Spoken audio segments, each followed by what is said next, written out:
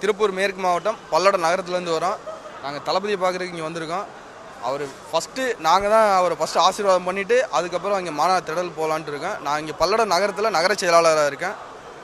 கண்டிப்பாக நீ தளபதியை பார்த்தே ஆகணுங்கிற வெறியில் தான் இங்கே வந்திருக்கிறோம். கண்டிப்பாக தளபதி இந்த வாட்டி சிஎம் ஆகணும்.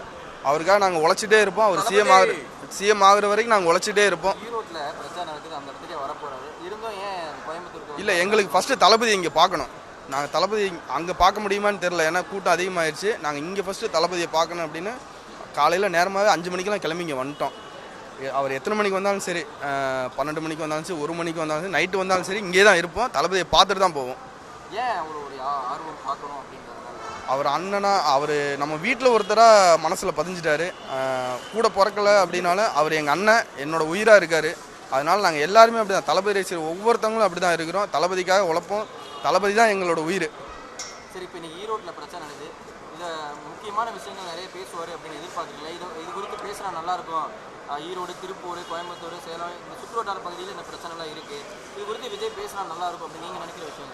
கண்டிப்பாக எதிர்பார்க்குறோம். இங்கே நிறைய தண்ணி பிரச்சனைகள் மெயினாக இருக்குது. அதே மாதிரி திருப்பூரை பொறுத்த வரைக்கும் எனக்கு தெரிஞ்ச வரைக்கும் குப்பை பிரச்சனை அதிகமாக இருக்குது. இப்போ கூட பார்த்தீங்கன்னா சின்னக்காளிப்பாளையத்தில் பெரிய பிரச்சனை, மக்களெல்லாம் அடித்து நேற்று கூட ரிமாண்ட் பண்ணி 13 பேரை அரெஸ்ட் பண்ணி அதில் 8 பேரை ரிமாண்ட் பண்ணி பெரிய கொடுமை பண்ணிகிட்டு இருக்காங்க தமிழ்நாடு அரசு.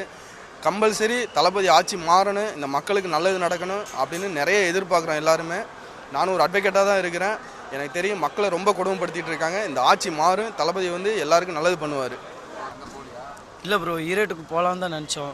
ஆனால் கொஞ்சம் வேலையாக இருந்துச்சுனால சரி ஏர்போர்ட்டுக்கு வந்து தளபதியை பார்த்துக்குவோம். நாங்கள் எங்கே போனாலும் நாங்கள் பார்த்துருவோம். மதுரை, விக்கிரவாண்டி எல்லாத்துலேயும் பார்த்துட்டோம்.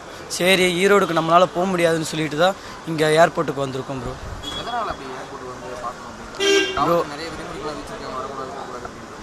ப்ரோ அவங்க என்ன வேணால் பண்ணலாம் ப்ரோ, ஆனால் நாங்கள் தளபதியை பார்க்க வந்துட்டு தான் ப்ரோ இருப்போம்.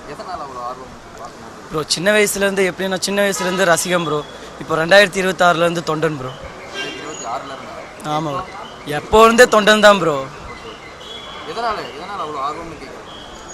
ப்ரோ எவ்வளோ ஆர்வம்னா எப்படி சொல்லவே முடியாது ப்ரோ.